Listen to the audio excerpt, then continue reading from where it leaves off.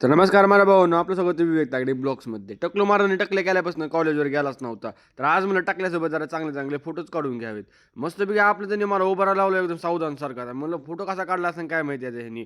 Photo बघून तर मला एवढे भारी आवडले ना त्याचे. त्याकडे मग मी 10-15 फोटोज काढून घेतले आणि लगेच लगे आपल्याला फोटो पाठवून घेतले. कारण काय माहिती आहे का, फोन त्याचा चांगला ना ती फोटो लवकर पाठवत नाही बघा आपल्याला.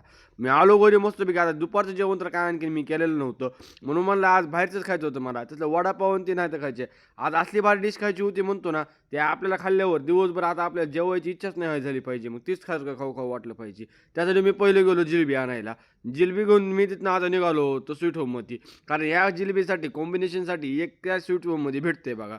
तिथे गेल्यानंतर मी आता सगळं बघतोय आता मला काय घ्यायचं. तुम्हाला कळलं असं मी काय घेणार तर लवकर कमेंट करून सांगा. तर तुम्हाला मी ब्लॉग शेवटच्या शेवटपर्यंत सगळं काय सांगणारच आहे तुम्हाला मी.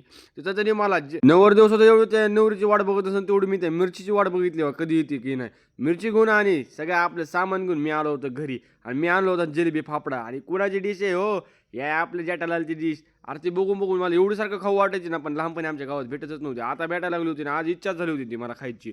उगत नव्हता हो जेठालालचा फॅन हो, लयच भारी लागलं बघा. तर आपला ब्लॉग कसा वाटला लवकर कमेंट करून सांगा. तर भेटू उद्या एका छोट्याशा मिनी ब्लॉग, ते पण विवेक तागडे ब्लॉग्समध्ये. तर मी जिलेबी फाफडाचा आनंद लुटतो.